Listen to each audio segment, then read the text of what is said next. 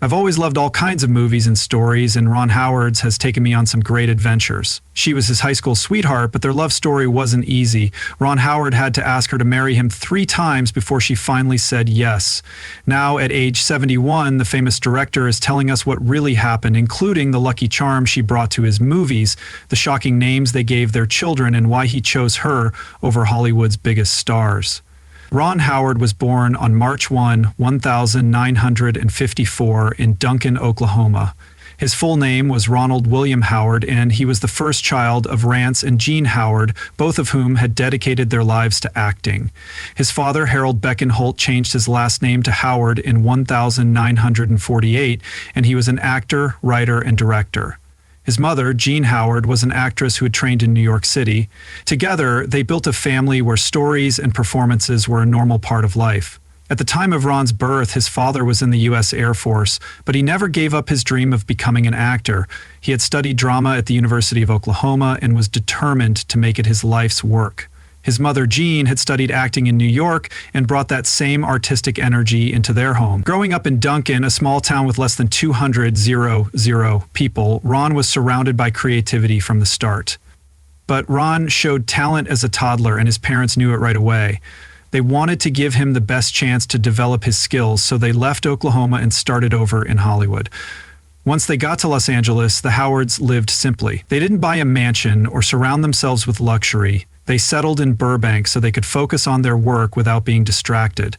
No matter how successful they became, they never lost sight of their values. That attitude kept Ron grounded even as his career took off. Ron's first performance was on stage when he was 18 months old. By the time he was 2, he had already been in his first movie, Frontier Woman 1956. By the time he was 4, he was acting regularly with his father's help. They weren't in a hurry to make him a star. They wanted him to be ready to understand what he was doing. That preparation made all the difference. Ron's big break came when he was cast as Opie Taylor on The Andy Griffith Show in 1960. The show there were 8 seasons of the show, and Howard became famous as Ronnie Howard. His role as Opie made him one of the most beloved child actors on TV. Howard's very first scene on set was difficult. He had to act like his toy turtle had died, which was very hard for a child actor to do. But Howard did it brilliantly. Focus director Bob Sweeney saw something special in him and taught him how to focus and make every scene feel real. That advice changed Howard's life. Griffith became Howard's mentor and life figure, guiding him in both acting and life. He taught him about professionalism and storytelling and made sure he felt supported on set. Even after the show ended in 1968, they stayed friends and stayed in touch for decades. In 1971, Howard even had a guest role on the new Andy Griffith Show. Griffith often praised Howard's talent, and Howard always said that Griffith helped shape his early career while he was still on the Andy Griffith Show. Howard was already showing that he could do more than just act on TV. In 1962, he starred in The Music Man as Winthrop Peru, a shy boy with a lisp who gives one of the movie's most memorable musical performances. The movie was the 3rd highest-grossing movie of the year and was nominated for 6 Academy Awards. In 1963, he played Eddie Corbett in Eddie's Father, a boy who was trying to find a new wife for his widowed father.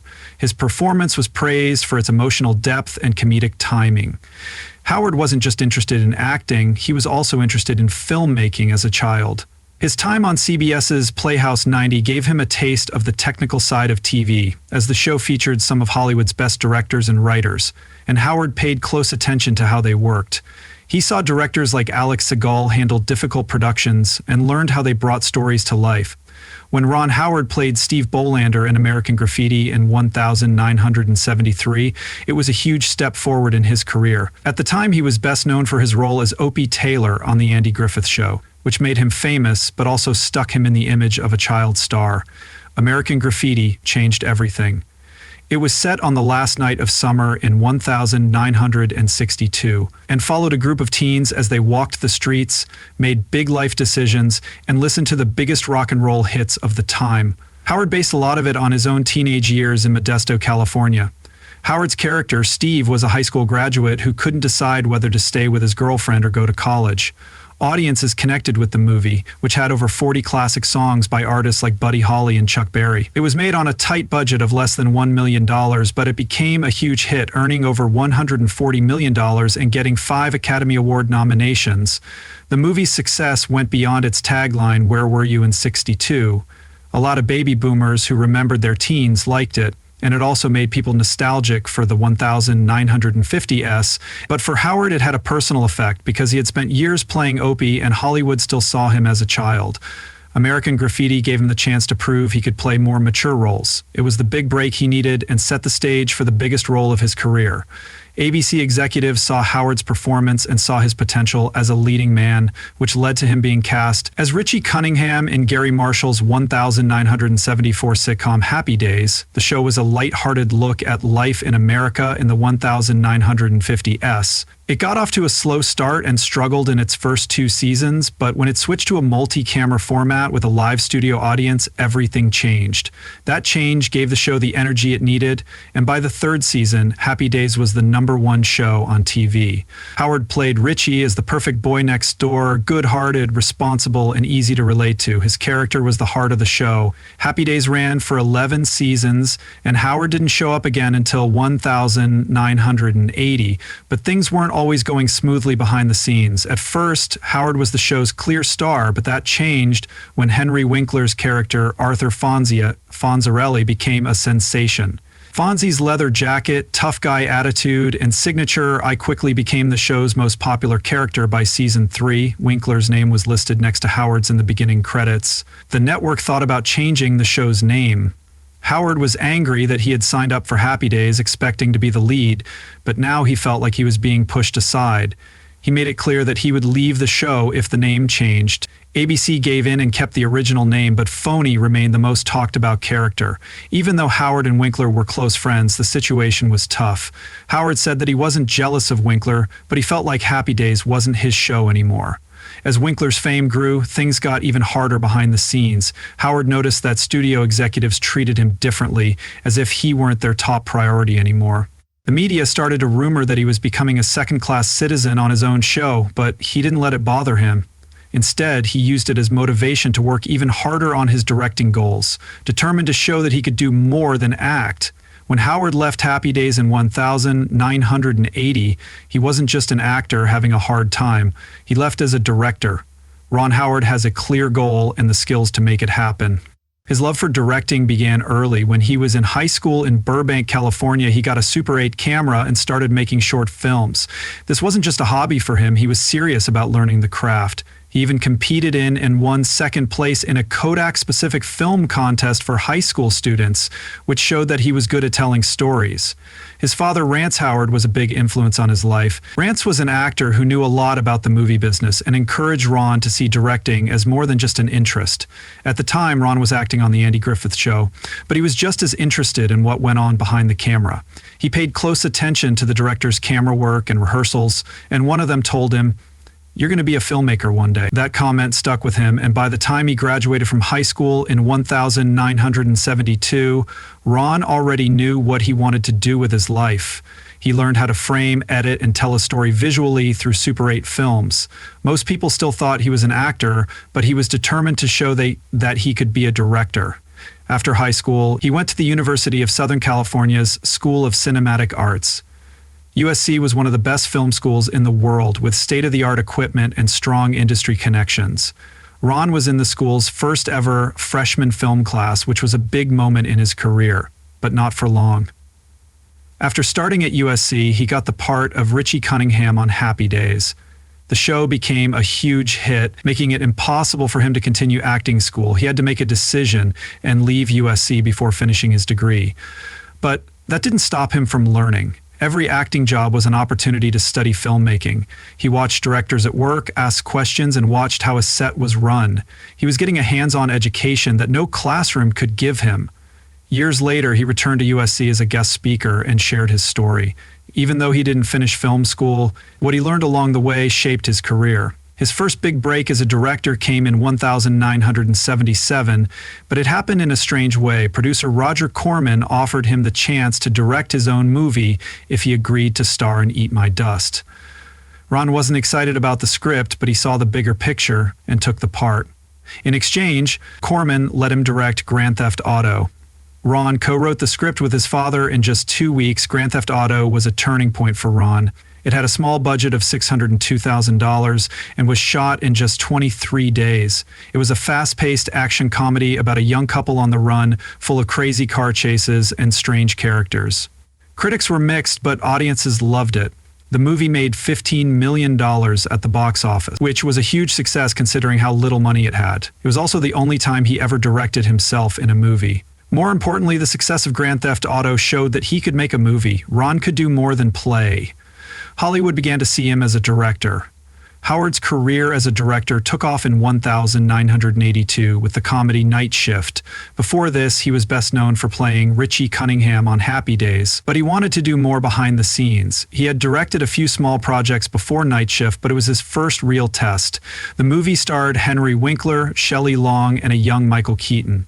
In his first major role, Howard played a quiet night shift morgue worker whose life is turned upside down when his loud, unpredictable co-worker convinces him to start a strange business, a prostitution ring out of the morgue. It was a strange idea, but Howard made it work by mixing outrageous comedy with touching moments. The film was a surprise hit, making over $21 million at the box office on a small budget. Critics praised Howard's direction and especially Michael Keaton's high-energy performance. He stole the show in every scene and won the Kansas City Film Critics Circle Award for Best Supporting Actor.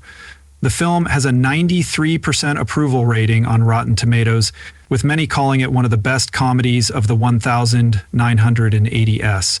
However, not all critics agreed. Janet Maslin of the New York Times said the movie lost some of its energy in the second half, but the effect was clear. The movie also made Howard's working relationship with Henry Winkler stronger. They had already worked together before. They worked together for years on Happy Days, but this was a different show. Winkler gave one of his best performances, showing he could do more than just comedy. At the same time, Howard showed he was ready to direct a full-length movie. Some even compared Night Shift to other big hits of the time like Risky Business. More than anything else, the movie showed what kind of director Howard was becoming. After Night Shift, Howard moved quickly and directed Splash, a romantic fantasy comedy that became even bigger. Tom Hanks played a man who falls in love with Daryl Hannah's character, a mermaid. The film had a unique plot, but what made it work was the mix of humor and heart. John Candy and Eugene Levy added extra comedy, and Hanks and Hannah's chemistry made the love story believable. The film was a turning point for both Howard and Hanks. It made Hanks a star and was the first movie released under Disney's new Touchstone Pictures label, which focused on more mature stories. It had a $1 million budget and earned nearly $70 million.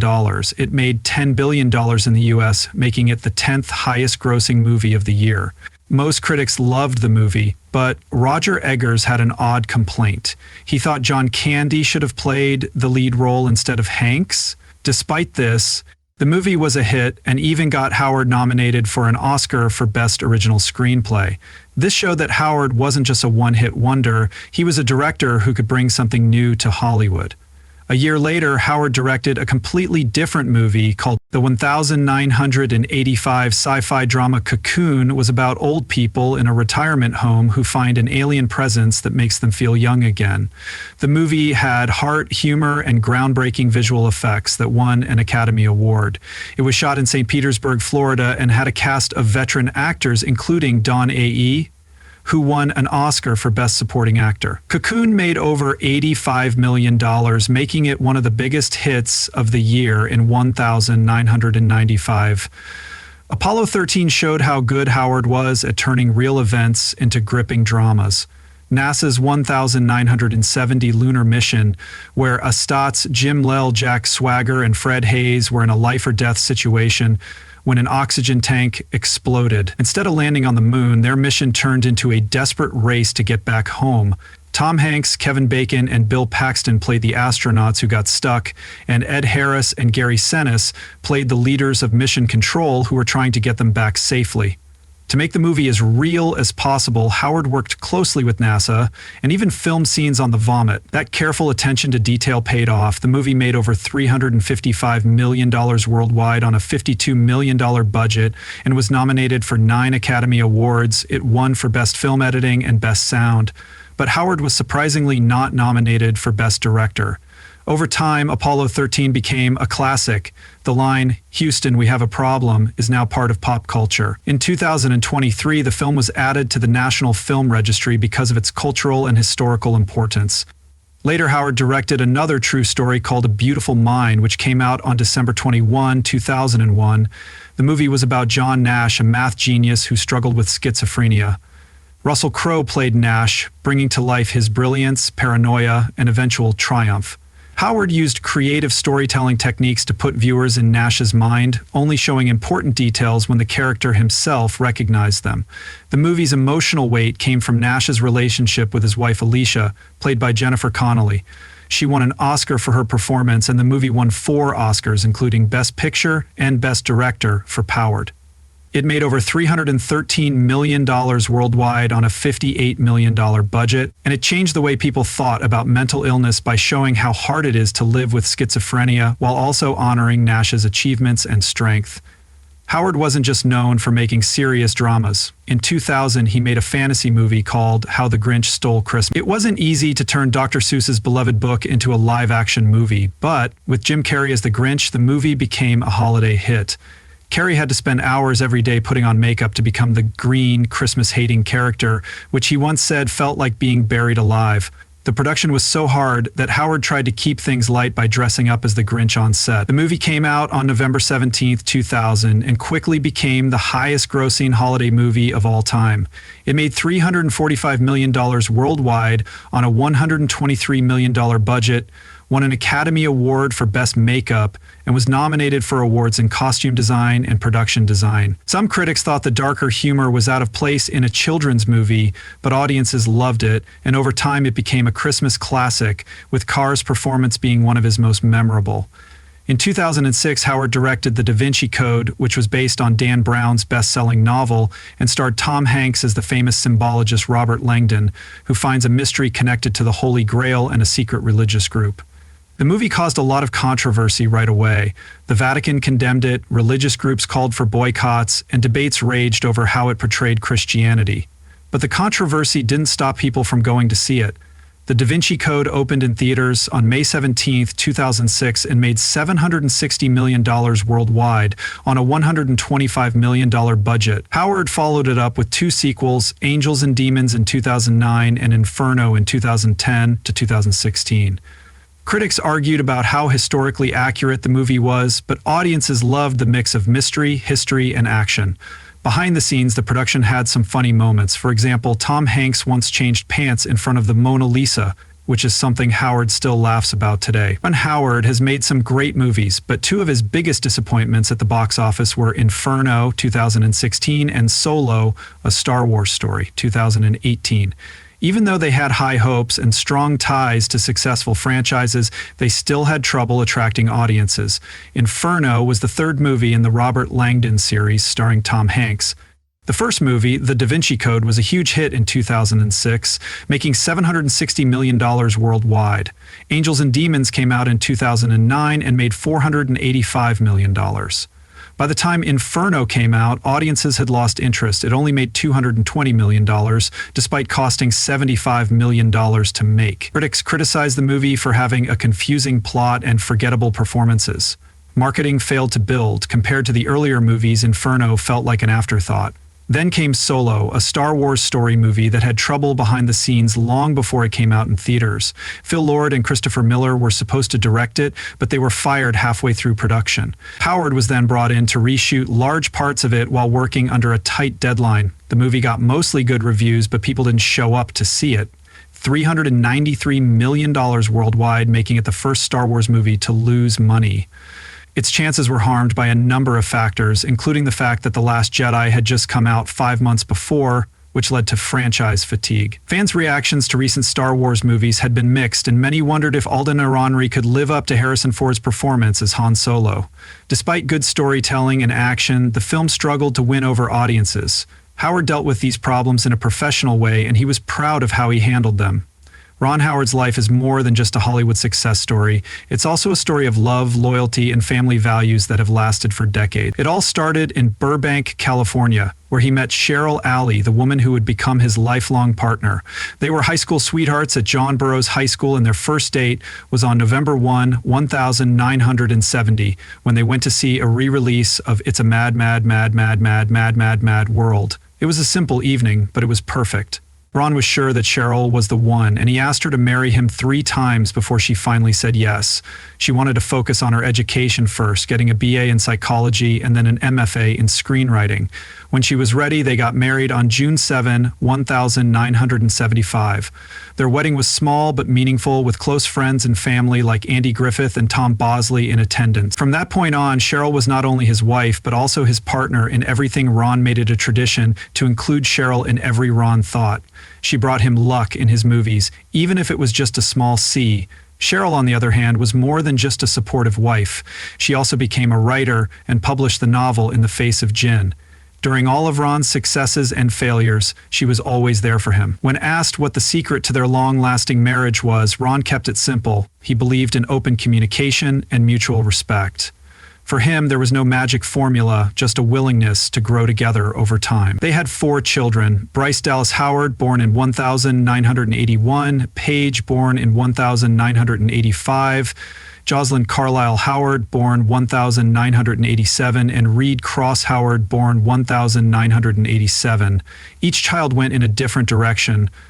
Bry became famous for his role in Jurassic World, and Paige also went into acting and writing. Jocelyn chose to live a quiet life away from Hollywood, and Reed became a professional golfer and social media star. Ron and Cheryl wanted to travel the world, give their kids a normal life, even though they were in the spotlight in Hollywood. They discouraged them from acting at a young age and focused on giving them a stable upbringing. They often took the kids with them to film locations and homeschooled them when needed. When Cheryl was pregnant with Reed, they moved the whole family to London so Ron could be there for both filming and the birth of their son. They believed that family should always come first, and even the way they named their kids showed how creative and funny they were. They were born. Bryce Dallas was named after a city in Texas. Paige and Jocelyn Carlisle were named after the Carlisle Hotel in Manhattan, and Reed Cross was named after a street near their home at the time. Ron and Cheryl made it work by balancing work and family. Ron thanks Cheryl for taking care of the details that kept their family together. Early in his career, actor-director Alan Alda told him to treat family with the same care he gave to writing. Ron took that advice to heart. Even when he started Imagine Entertainment, he stayed present as a father and made sure his kids never felt away from him. They didn't believe in separating work and home life. Instead, they blended the two whenever they could. It wasn't always easy, but it worked for them. Simple things like going on coffee dates or bike rides together helped keep their relationship strong, and their kids later said that this approach gave them stability, despite their father's busy schedule. Ron had a very demanding job outside of family life. In November 1985, he co-founded Imagine Entertainment with producer Brian Grazer. The company became one of the most successful in Hollywood, making over 50 movies and several hit TV shows such as Arrested Development, Friday Night Lights, and Empire. Imagine Entertainment also grew into streaming platforms, making content for Netflix, Disney Plus, and Apple TV Plus. The company went public in 1986, but later went back to private ownership. After being bought out in 1992, Imagine Entertainment's movies made billions of dollars around the world. One of its biggest hits, A Beautiful Mind, won 4 Academy Awards, including Best Picture in 2002. Other big hits include Apollo 13 in 1995, The Da Vinci Code in 2006, and Frost Nixon in 2008. All of these movies showed Ron's versatility as a director. His work on TV shows was just as important too, earning praise and multiple awards that showed he was more than just a film director. Ron has been a storyteller on many different platforms over the course of his career and has won some of the most prestigious awards in entertainment. For A Beautiful Mind, he won 2 Academy Awards and was nominated for Apollo 13 and Frost Nixon. He also won 6 Emmy Awards, 2 Golden Globes, and a Grammy for the Beatles' 8 Days a Week. In recognition of his work, Ron has 2 stars on the Hollywood Walk of Fame, one for television in 1981, and another for film in 2011. In 2015, 47 Academy Award nominations and 2,117 Emmy nominations were made by his production business, Imagine Entertainment. He was also given the National Medal of Arts in 2003, which solidified his reputation as one of Hollywood's most respected filmmakers.